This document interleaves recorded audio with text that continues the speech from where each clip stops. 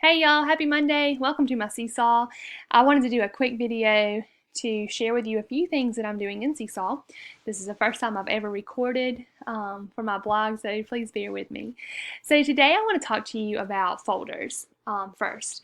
So when you log into SeeSaw on your teacher account, it pulls open the feed view, and in the feed view you can scroll down through and see all the students' work that has been uploaded, which is really neat. You can quickly like or comment on students' work. But if you're looking for a more organized way to use SeeSaw, there is a feature called folders, and this is probably one of my most favorite things about SeeSaw. I was introduced to it at a conference that I was presenting at and have been in love ever since. So when you click over here on your name and it pulls up all your settings, go to Manage Class, scroll down to where it says Folders, and hit Manage Folders. Here you're able to add folders, and when you add a folder, it allows you to select the color for your folder, and then it allows you to name your folder. Now, I'm not going to create a new one today, just I don't want notifications going off. And so once you add those folders, they are immediately applied to every student who is linked to your class SeeSaw. So I can go from there down to a student's account, and in her account, click on the folder icon, and I'm able to see everything that she's uploaded for each folder. And so now I don't see everybody's work, I just see her work. So if I'm wanting to look at what she's done in centers, I can quickly click there and just scroll and see what she's done that week. And we just recently added this and the students love it. And so I can provide feedback there. Usually I'll go in and like something or add a comment. So folders just kind of gives you an organizational tool for digital work. It can be a little overwhelming to search through a camera roll or have all the students email you an activity that they have done. And so folders just allows them to quickly upload to specific subjects, and then you can quickly go in and provide that feedback. Another way that I'm using folders is for anchor charts. So recently I was at a meeting and the conversation was about how anchor charts need to be accessible to students at all times.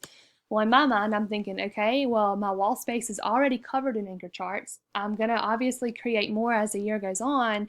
How do I do this? Like, how do I make them accessible to students? I don't want them on a ring where students are flipping through them because that's not easy for them to do, and it takes time. How can I get them in their hands? And so I was like, oh, I could take pictures and put them in their notebooks. I'm like, well, that takes, paper and glue and all that stuff. And so I was like, oh, I have folders in my SeeSaw. Why not make an anchor chart folder? And so I created an anchor chart folder, and this is something that I just recently started doing. And now I can upload pictures of the anchor charts that we use in our classroom. I typically upload the ones that I need students to refer back to on a skill, whether it's Reader's Workshop or math or writing. This is something that they can quickly see in their anchor chart folder and that their parents also have access to. So now those skills or those strategies that I've taught are now being supported because they have access to them at all times. And they're easily organized. They're not flipping through an anchor chart stand looking for the second grade writing pledge. They can quickly go into their writing or the anchor chart folder, and there it is. So that's just one way that I'm using the folders. Okay. Now I want to talk to you guys about ways that I'm using the different upload features in SeeSaw. And I'm going to click into this math folder and show you that. One day I was teaching a lesson in math on 3-digit addition with 3 items. And so I'm walking through the lesson, I'm like, I really want to do something different today other than a worksheet. Like, I get so tired of paper pencil worksheets where students turn them in and it takes me a day or two to grade them and give them back. I wanted to try something new.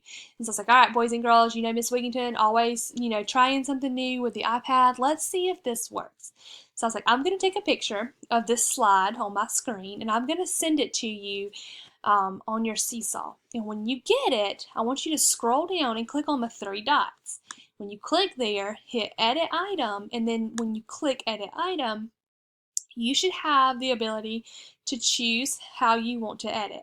So it's like, I want you to click the drawing feature, and once you've got that, don't care what color you use, I want you to solve the problem and save it to your math folder.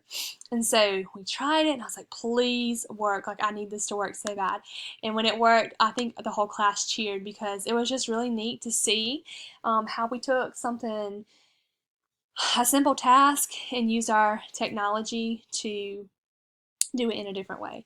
The kids love this because they, one, like to pick their colors, and two, it's not a paper and pencil activity. And then I was able to go in and I'm providing feedback to them where I can like their activity. I commented and provided immediate feedback on what I was seeing from each child. And then parents who are connected were able to quickly go in and they also added feedback.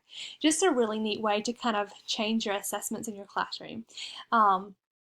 It's quick, it's simple. The kids, once they get the hang of it, can do it fairly quickly. And so this kind of also helps with that giant stack of papers that you have to grade at the end of each day. I was just sat there and quickly commented and scrolled through.